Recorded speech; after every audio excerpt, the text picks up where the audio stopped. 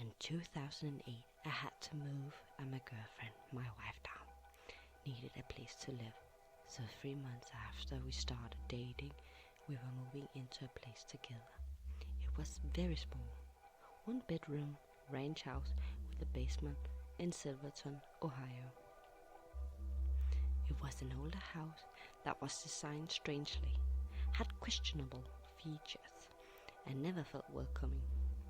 After a short time, things started going on there. Luckily, nothing too crazy. But here's what went down. The basement was very creepy, and I'm not really creeped out that easily. But when I went down there, I felt as if I'd been watched. And if I didn't have to go there to do laundry, I would never have gone. The air felt a little thick down there all the time. When letting my dogs outside, they would always stop at that door and stare at it. And every now and then there would be a bang from down there that we would hear upstairs, the sound like the trap door being released when someone was hung at the gallows. I never discovered what made that the sound. The blind in the only kitchen window was the kind that broke down and you had to tug on it to get it to roll up, except it never wanted to work for us. If we got it down, we could almost never get it rolled up, though sometimes it would just roll up on its own. I don't necessarily think that was paranormal, but who knows. Lastly, in the living room, the ceiling was like 10 feet up or higher, and there was a light on it that was operated by a pull string. It was chained at the light and for a couple feet down, but there was a string tied to the chain that hung down further so it could be reached. When you used it to turn on the light or off, it made that familiar sound of the chain rubbing against the side of the hole and then the click. We heard that chain rubbing all the time with no click, and the light never turned on or off by itself, but we gathered that whatever was pulling the string wasn't strong enough to get it to click. However, we did catch the strings swaying after hearing the noise many times. In fact, one day I was sitting on the couch talking to my friend on the phone, and I just happened to look up at the string a second before it was pulled, and I saw it happen. It made the noise, and the string bounced up when it was let go and swung around like it always did. We moved after 8 months there, and I was happy to go. Not because of what went on. Hauntings don't bother me like that, but because of how it felt in the house. Not really evil, but not good either.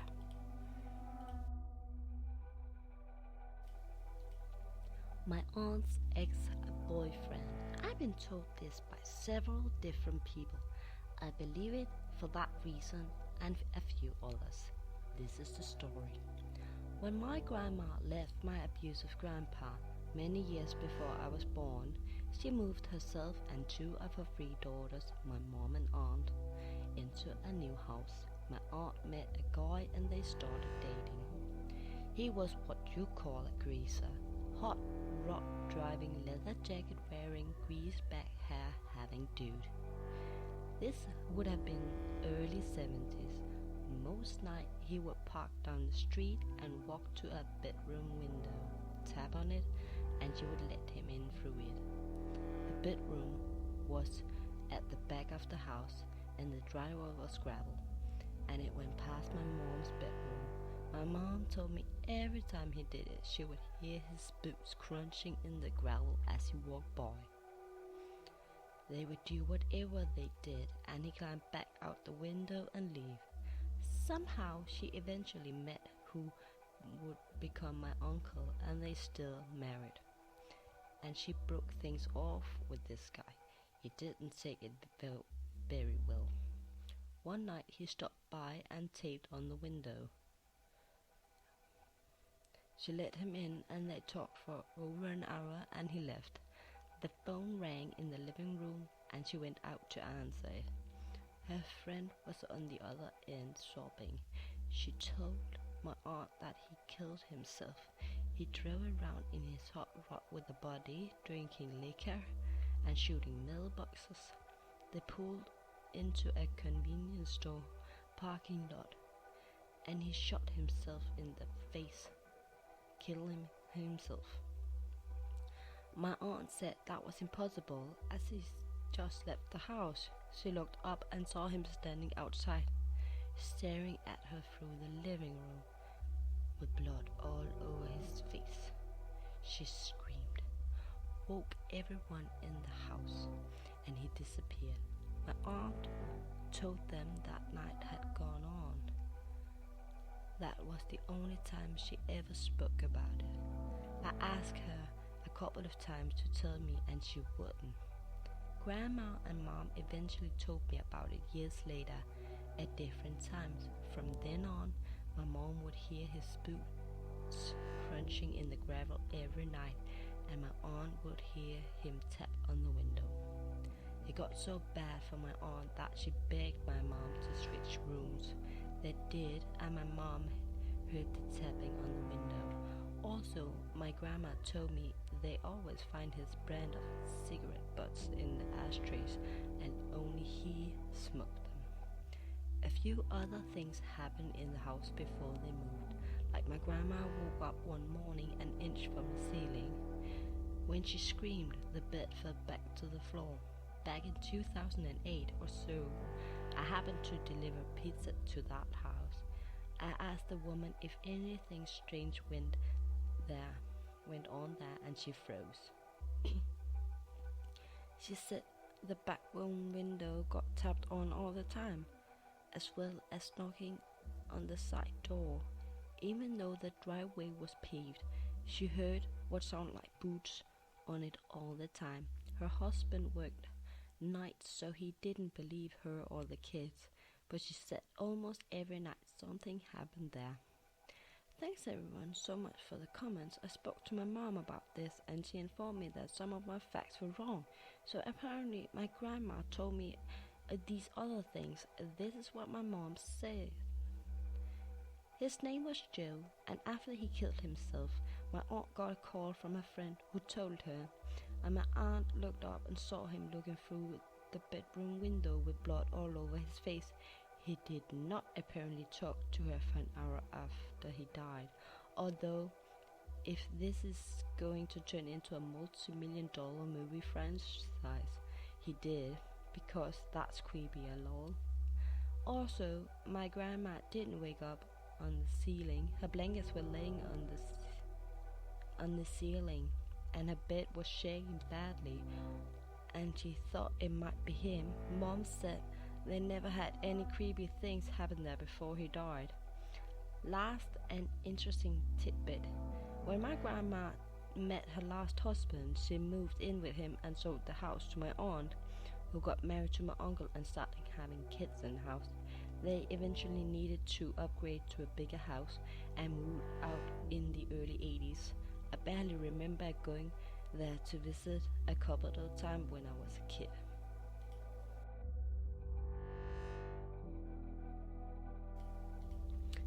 Malaysian Voodoo story. I want to share a story with you all. Not sure how true it is, but just would like to share, as this isn't a very common topic here. This is a story told to me by my dad. He got this story from one of his classmates. We will call him Rin for story's sake. While they attending boarding school together in Ireland, as we all know, paranormal stories are a great pastime. So back in my dad's days, when they had no technology to entertain them, they turned to ghost stories. One night, my dad, Rin, and a few friends were in the dorms telling ghost stories. Rin, who is usually pretty reserved, decided to share a personal experience with them. Here goes. Rin's family owns a fairly successful lumbering company in Malaysia. While home on summer vacation, his family was dealing with a competing corporation trying to move in on their land and wanted to see about buying them out. Long story short, Ren's family turned down the deal and the competing corporation was not happy. About a week later, Ren and his dad were in their warehouse and heard commotion in the plywood section, so they went over to see what the fuss was all about. The sheets of plywood was about 6 feet tall per stack, and there was a lower and upper rack, so 12 plus feet tall. When they got over there, the warehouse manager pointed to a stack of plywood on the upper rack and said, "Boss, look!" And the bottom half of the quarter pallet of plywood, there was a sheet where the edge was completely black. So Ren's dad had the workers take down the pallet to investigate.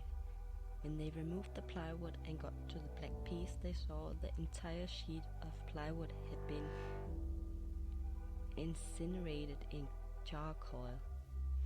They cannot explain how it happened, as neither of the boards sandwiching it has burn marks. Also, they can't explain how a piece of plywood burned all the way to charcoal, held up close to a half-ton of plywood. When they went back to the office, one of the older workers came in and suggested to Ren's dad that this has voodoo written all over it, and they should seek the help of a practitioner or witch doctor. Sorry, not sure of the proper term. Afterwards, through word of mouth, they were recommended to go see a reputable practitioner. We will call him Master Tan, who lived in a more rural part of the jungle, about 1.5 hours drive away. Only caveat is that they were to bring a gift to pay respect to Master Tan, as he will not take money and will only lend a helping hand as he sees fit. So Ren and his older brother were tasked to seek out Master Tan. Ren's older brother at the time drove a new sports car, a 455 Trans AM or Trans Am. As they began their drive, they stopped at a local convenience store to buy a few cartons of a particular brand of cigarettes and 2 bottles of local booze as their gift to Master Tan. They got back in the car and drove pedal to the metal to Master Tan's. They were speeding quite fast and made the 1.5 hour drive a little over an hour. When they arrived, this is super cliche, Master Tan was outside waiting for their arrival. As Ren and his brother greeted Master Tan and presented him to his gift, Master Tan's response was, "I was expecting you. There is no need to say anymore. I will speak to your family and lend you a helping hand." Without asking for their address, they parted ways.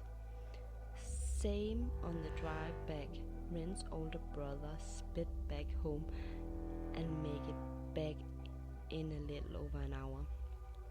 To their surprise, Master Tan and his student was already at the house, having tea in the living room with Ren's dad. Ren's dad said that Master Tan had been there for over 15 minutes waiting for them to get back.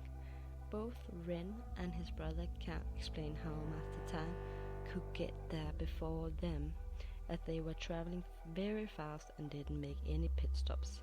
Master Tan told Ren's family that it was indeed dog voodoo that was likely sent as an intimidation tactic from the competing corporation, but he promised that he would help sort out the issues. He handed the family a jar of ash. It was blessed ashes of paper talismans. Master Tan instructed the family that he will have a battle with the competing corporation practitioner tonight, and that the family have to lock themselves in their rooms and create a barrier with the ash by sprinkling at the bottom of the doors. No matter what they hear, do not come out of their rooms until the break of light. The sun finally set. Master Tan ushers the family into the rooms. Throughout the night, Ren said that it sounded as if a tropical storm was happening outside his room. When daybreak, they came out of the room to the living room furniture and house in shambles, as if a tornado hit it. Being a skeptic, I just imagine Master Tan and his assistant just going apeshit in the house while the family is locked in their rooms. But who would do that just for some cigarettes and booze and no payment? Master Tan looked very worn out, as he had aged 10 years overnight. Master Tan said that he had defeated the other practitioner and they had agreed to stop the attacks, and it was time for him to go home to be cleansed and rinsed. This was the end of the story, and Ren had nothing else to share, and that was the end of the competitor trying to strong-arm their way into their territory. I know many of this sounds something like out of a movie. I'm fairly skeptical myself, but I am simply sharing a story my dad's friend experienced with you all. Hope you enjoyed the read. Stay spooky and take care.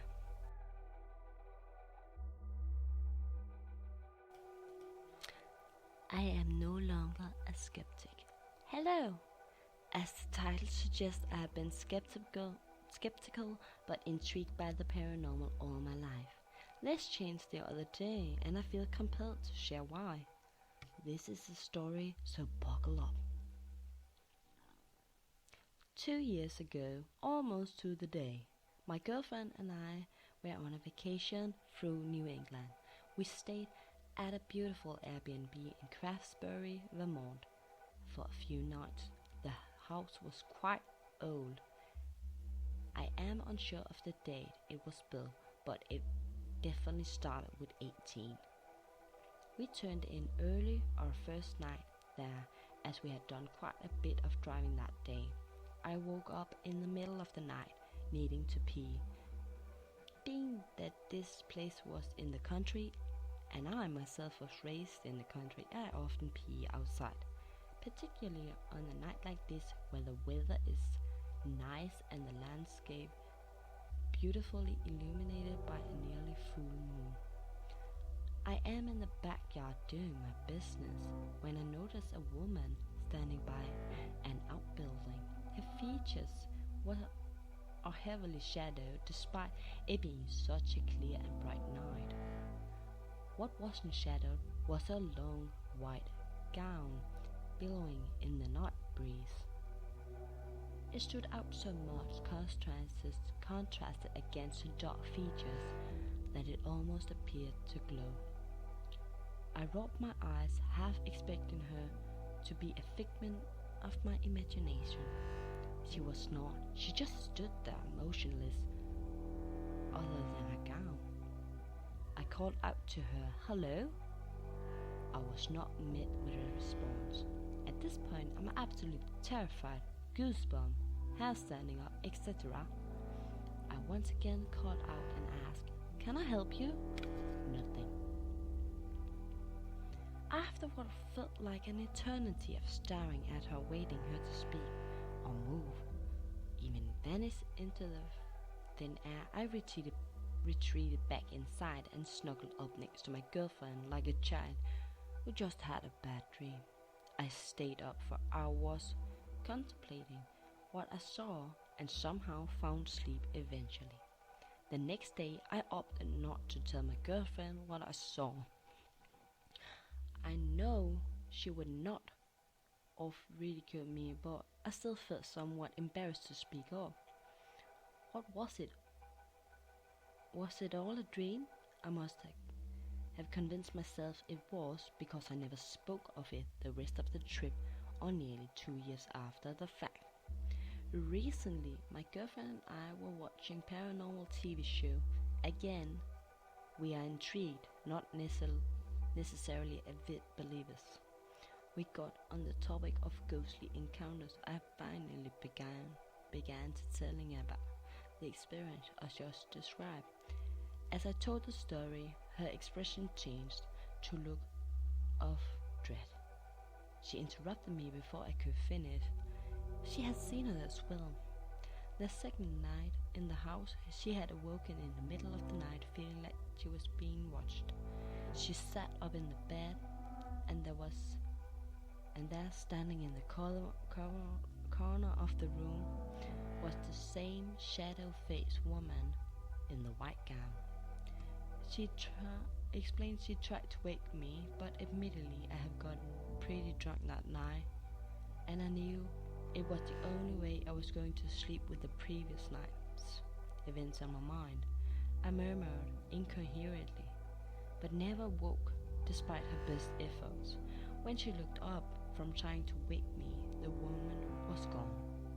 She, like me, chalked the whole experience up to a dream until I brought it up recently. I know this is a long shot, but if anyone at all has any info on this house, please share. It is no longer listed on Airbnb's website. I no longer have the exact address, but I believe it was on Creek Road. The house was painted yellow. Thanks for reading.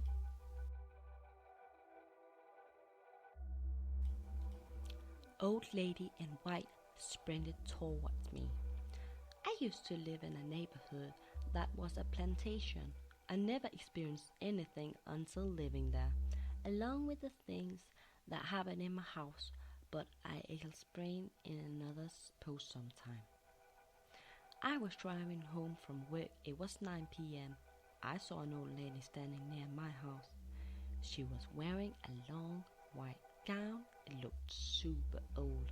Her hair was long and white down past her knees. I couldn't see her face. It was like there was a shadow over her face. I parked my car and got out. I said hello and was walking away. She was saying things, but it sounded like gibberish, and started to walk with baby steps, like she was very fragile. I got to my door and said, "Are you okay?" She turned slowly towards me, looking at me, speaking gibberish. She went from walking very slowly to sprinting towards me. What freaked me out was when she was sprinting, it was like she was running on air and not on ground. I screamed and went inside, locked my door and called 911. They came and went searching for her, but they said they never found her, nor they had any reports of a woman missing or doing anything. When they left, I saw her from a window walking away like baby steps with her head down. I didn't sleep good that night. The next day, my dad was in the garage and said to have saw the same woman but not her face. He ignored her and went in the backyard. Then he heard my 2-year-old nephew screaming because this old lady was laughing frantically at him. When my dad turned around, no one was there. We never talked about it. Until a year ago, when I brought it up to my mom, she looked shocked. She told me there was 2 times in the 80s where a woman like that suddenly appeared in front of her in public, telling her if she tells anyone she can see her, a bad omen will happen, then disappeared when my mom blinked. I don't know if this is the exact same lady, but that shit was scary.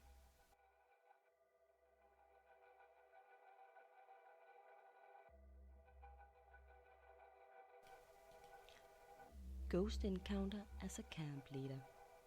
A few summers back, I worked at a camp that was nearly 100 years old.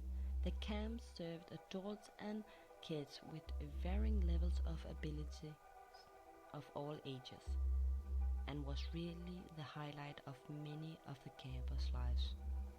Campers and workers alike joked the place was haunted, but I had thought it was one of the funniest camp legends to mess with the campers and share around the fire. As a camp leader, I had my own room in the old cabin, and I shared a bathroom with one of the other leader who lived in the other separate half of the cabin. One night, I was up late dealing a camper having a meltdown. Around midnight, I had finally gotten her to sleep, and I was tracking back to my own cabin when thunder roared loudly. I sprinted the rest of the way, and as soon as I hit the door, it started pouring. I realized at this moment that I still had my walkie-talkie on me. Usually we charge them in the main office at the 9, but I decided to not run into the storm, so I turned the walkie-talkie off and set it on my dresser. Shortly after that, I went to bed. I woke around 3 a.m. to that what felt like someone poking my leg. I was really confused by the sensation. I opened my eyes and looked down at my leg on the sheet where I felt the poke and saw something. I tried to go back to sleep, but a few seconds later I felt it more aggressively and a longer scale. If a whole hand had wrapped around my calf, and I sat up in fear. As I sat up, my walkie-talkie across the room lit up and bleeped. Something that could only happen if someone physically turned the side dial and pressed the button. The walkie-talkie stayed on, and I was paralyzed in fear. Eventually, I got up and turned it back off and turned on the room's light. I checked, and no one was in my room or under my bed or in my closet. There were no objects that could have caused the poking. To this day, I still feel tight chesting thinking about.